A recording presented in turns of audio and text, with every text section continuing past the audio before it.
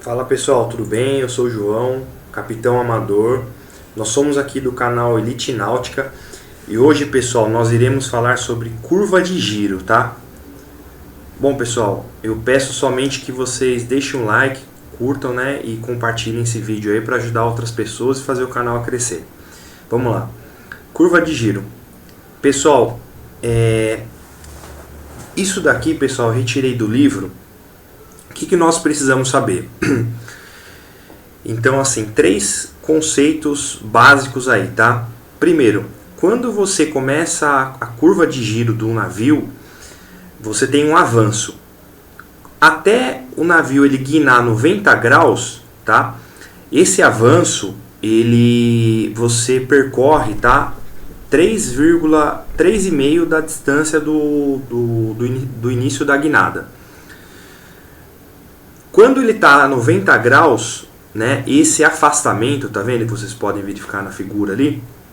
Essa distância de afastamento é de 1,5, beleza? Quando ele está a 180 graus, essa distância do início até o final que ele conseguir guinar a 180 graus, essa distância é de 3,5. E esse número 1 é a distância resultante ali. É como posso dizer assim, após ele guinar 180 graus, tá? Então esse 1 é a distância que ele teve do início do movimento, beleza? Ali pela figura dá para entender melhor aí o que eu estou querendo dizer para vocês aí. Isso daqui, pessoal, para isso ser aplicado, né, até coloquei aqui a observação, que podemos usar as seguintes regras práticas para girar em águas profundas, ou seja, a profundidade ela tem que ser 1,5 vezes o calado, tá? E com RPM constante. Aí essa parte, as condições, tá vendo? É tudo que é retirado do livro, tá tudo em inglês, a gente fez a tradução aqui, eu estou explicando para vocês. E uma observação importante com relação às distâncias, tá? Elas diminuem muito quando você aumenta o RPM, e em águas rasas elas quase dobram quando a profundidade é igual ao calado, beleza? Então eu coloquei até uma questão aqui referente a esse assunto, tá? Para vocês fixarem o conhecimento. Então vamos lá. Um navio de passageiro Destiny de 300 metros de comprimento, essa é uma informação importante. Com um calado de 7 metros navega um canal com 11 metros de profundidade, com máquina meia força adiante.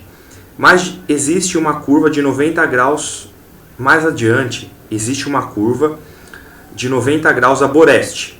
De acordo com Ship Handling for the Marine, considerem a máxima deflexão do leme. O avanço e afastamento máximos do navio serão.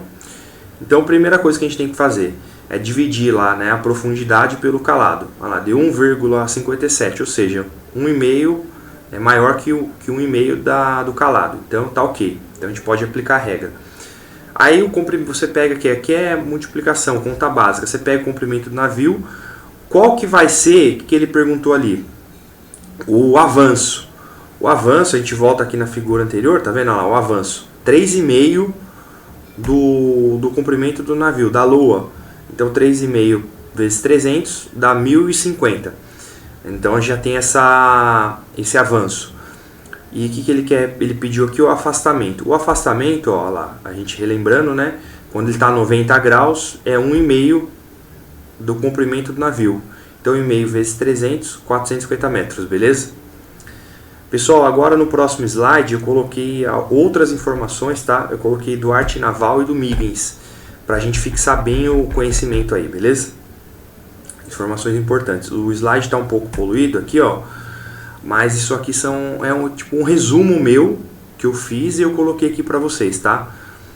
Essa letra feia aí é minha mesmo, beleza? Eu só digitalizei aí, mas vou explicar para vocês. Informações importantes. Vamos lá. Então o que a gente tem que saber? O diâmetro tático e afastamento. Eles diminuem com o aumento do ângulo de leme. São independentes da velocidade. Tá? Então, é informação importante. O diâmetro tático e o afastamento, eles diminuem com o aumento do ângulo do leme. E são independentes da velocidade. É muito importante isso daí, pessoal. O diâmetro da curva, né? É curva, deixa eu ver, porque eu digitalizei. Quando digitalizas ele sai erro, tá? Então aqui, ó, o diâmetro da curva é 5 a 8 vezes o comprimento do navio. O desvio de um obstáculo, informação importante, é de 2 a 3 vezes o comprimento do navio. Aí o avanço, pessoal, ele diminui com o aumento do ângulo do leme. Isso aí, acredito que seja meio que... é fácil da gente conseguir enxergar isso aí. Você aumenta o ângulo do leme e você vai diminuir o avanço, tá? E ele aumenta com a velocidade do navio. Eu acredito que essa informação aí, né, é um pouco óbvia, tá? Isso aqui é fácil a gente assimilar. E a média é de 3 a 5 vezes o comprimento do navio. Velocidade de fundo diminui nos primeiros 90 graus, a velocidade do fundo.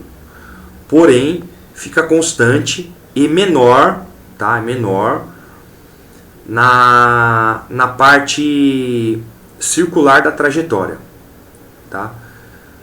O afastamento, ele é perpendicular ao rumo inicial.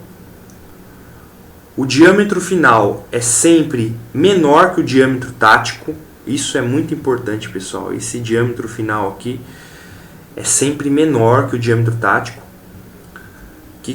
Outra informação importante. Aqui, de acordo com a arte naval, o espaço necessário para o navio evoluir, ele depende do diâmetro tático, do abatimento e do ângulo de deriva. Então, repetindo, de acordo com a arte naval, o espaço necessário para o navio evoluir, ele depende do diâmetro tático, do abatimento e do ângulo de deriva. Para o Huygens, para efetuar uma evolução, seria diferente do arte naval, tá? Então é diferente, tá vendo? Por isso que você tem que prestar atenção na pergunta, se ele está perguntando sobre o livro Arte Naval ou sobre o Huygens. Para o Huygens, é o avanço, o afastamento e o abatimento, que é importante aí para o navio evoluir, beleza? Então, repetindo, para o Huygens, avanço, afastamento e abatimento, tá? Para o Huygens são os 3 As, eu memorizei dessa forma assim, são 3 As para o Huygens, que é o avanço, afastamento e abatimento. Já para o arte naval tem um delta aí no meio, tá? Que seria o diâmetro tático. E no outro A seria o ângulo de deriva. Então, eu acredito que ajude aí alguma coisa aí vocês. Eu consegui assimilar dessa forma aí, beleza? O diâmetro tático, ele depende do tempo que carrega o leme, a forma da seção imersa, o tamanho do navio e o ângulo e a área do leme. O ângulo de deriva, tá? Esse ângulo de deriva ali que está na figura, tá vendo ali, ó, do navio, aquele ângulo alfa, chama ângulo de deriva. Ele aumenta com o aumento do ângulo do leme. Importante isso daí. Deixa eu ver uma outra informação importante aqui. De acordo com arte naval, né, o centro de giro após 90 graus guinado, ele é 1/3 a 1/4, né, de 1/3 e 1/4 do comprimento do navio, a partir da proa, beleza? E o com Huygens é apenas 1/3. Eu coloquei aqui uma observação também, essa manobra de Williamson e... como que é esse nome aqui? É Botarol. Bom, enfim, ele serve para medir a milha medida, né? A milha medida. Serve para isso daí.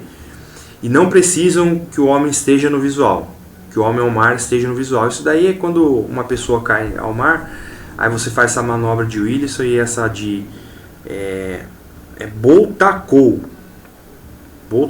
Esse, não tem esse row aí, em vez desse R é 1 quilo, tá? K de quilo. e o final ali em vez de Y é W, whisky, beleza? Só corrijam aí, porque quando ele faz a leitura, tá, pessoal, das minhas anotações, muitas vezes ele não entende aqui a minha caligrafia, mas foi o melhor que eu consegui fazer aqui para ajudar vocês aí, beleza? Então eu espero ter ajudado vocês aí, pessoal. É importante rever esses conceitos, tá? Fixar bem. E fiquem com Deus. Até a próxima aí. Forte abraço. Valeu!